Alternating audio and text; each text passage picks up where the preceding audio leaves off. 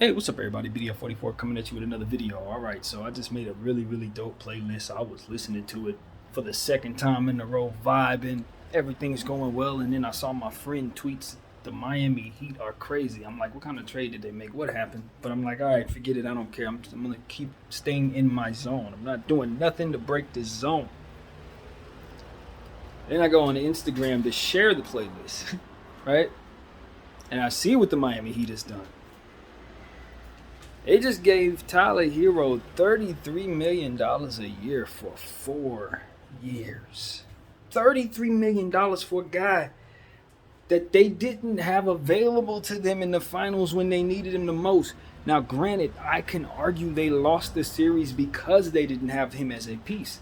That's one of the things that they're missing was offense. And he pretty much is the only consistent offensive player that they had outside of Jimmy Butler. And I would argue he's much more consistent scoring the ball.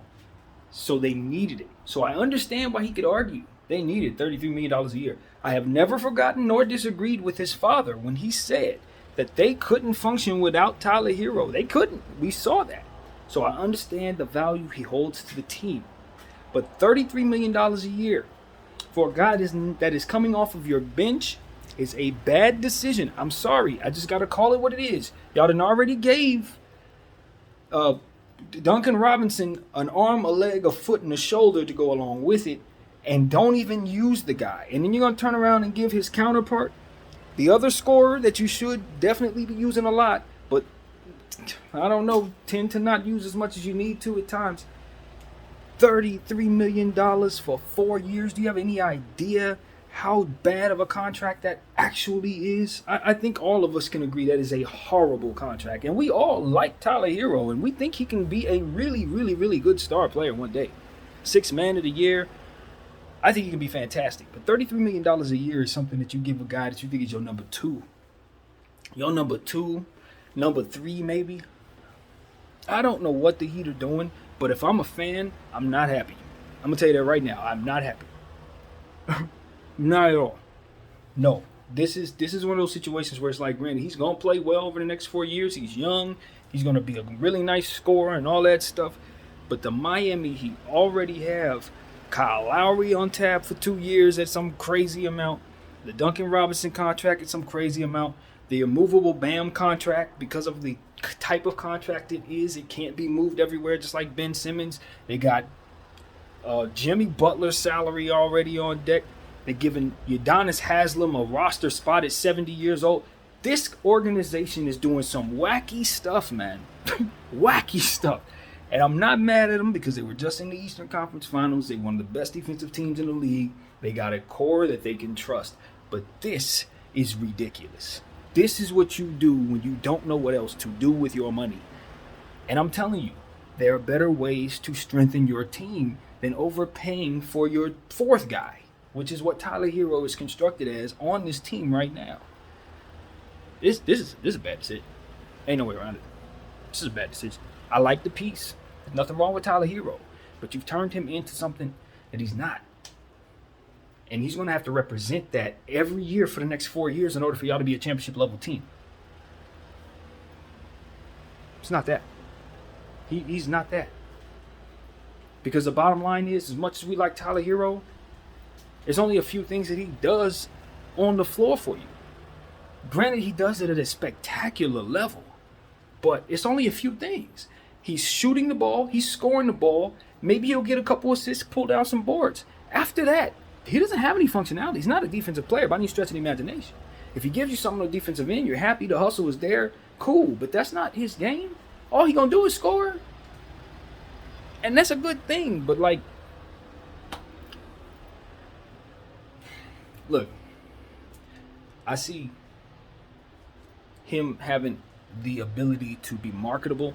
He's good for Miami. He's got the look, he's got the style, he's got the flavor, he's got the swagger. His game is exciting and fun to watch, so he's going to be able to be spectacular to watch over the next several years. So it's not like he's not somebody who I think can play up to that level. Do you understand what I'm saying? It's not like he can't make it there. He can get to 33, maybe at 27, 28 years of age. They're giving him that right now. They're giving him that, I don't think our guy is, 22, probably 23? He hasn't even fully developed yet. And they're giving him that. His conditioning wasn't where it needed to be so he can be healthy when you needed him most. And you're giving him that. I just understand that the Miami Heat have historically overpaid for everybody. They've always done this.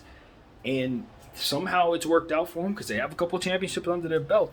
So maybe Tyler Herro can be yet another star championship Miami Heat player.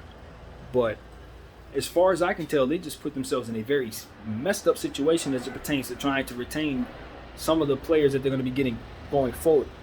I like the Jovic kid that they just picked up, Nikola Jovic. I think he's going to be special. I don't know what his future holds or what his talent level is, but how do we know he's not going to be like a Tyler Herro? How do we know? You know what I mean? He's not that level. Are you going to have his money when that time comes around? I didn't think they made a good decision when they gave up Precious Achiuwa and let him just walk over to Toronto for nothing. I thought that was a bad decision. This is why this type of thing is why they had to do that. You know what I mean? It's like, it's just irresponsible with roster spots. I appreciate that my Laker team is not like that. Even though we have our issues with our roster spots, and I don't want to sound like a hypocrite when I say that. But at this point, right now, the way we're moving, we're trying to value our roster spots. We're trying to value our flexibility. We're trying to get out from under these bad situations, not dig ourselves more holes. The Miami Heat just dig themselves a hole financially. And that contract, chances are they're going to want to move it at some point. And it's going to be hard to do that. So we just put that out there. I like Tyler Herro. He's a nice player. I think he has a doppelganger in this league. His name is Jordan Poole. You know what I mean? They're both pretty much the same type of player to me. I guess Jordan Poole now is going to have to demand $33 million or more since he's an NBA champion. I got to get more than Tyler Herro. He's me, but I'm him with a championship. So that's how I'm looking at that situation, more or less. If he got 33, I'm probably going to need 36. So this is me just being, speculating on things that I don't know nothing about. But honestly, they are alike. So that could get interesting. But yeah, Miami, good luck, man. Y'all ain't winning no championships no time soon if you ask me. I'm sorry. This is just a stupid decision. I like Tyler Herro. I would have paid him, but not no $33 million a year for 4 years, buddy. No. You can give him 4 years for sure. 33? Hell no. That's not who he is. That's not who he is. I just can't. I can't stress it enough. He's a talented, super talented player, gifted with God-given ability to get from one spot to the next and juke you, and all types of wonderful mechanics that he can call on at any moment. The boy is gifted. But $33 million, would you expect him to turn into Klay Thompson or something? Like, what is it that y'all think he's about to be? That's my question. In the field of all the different shooting guards, he's a hell of a one. But where does he fall over the next 4 years when he hasn't even fully developed yet? And he already has injury issues? Not a lot of them, not like nothing crazy, but to the point where he wasn't available in the playoffs when you needed him? I don't want to keep talking in circles. That's one of the habits that I've been told I have. But come on, man. When I see franchises do stuff like that, I just understand that they just don't. Or they're not doing their things the right way. They're just not. And given the fact that they don't have no sales tax in Miami, given the fact that Miami is Miami and everybody should want to live there when they're not going through tough times like they are right now, praying for everybody going through the storm. But that's one of the best places to live in the NBA. Why are you overpaying for anything? You should be having people pay. Never mind. Never mind. My name is BDL44. I thank you all for watching. I'm out.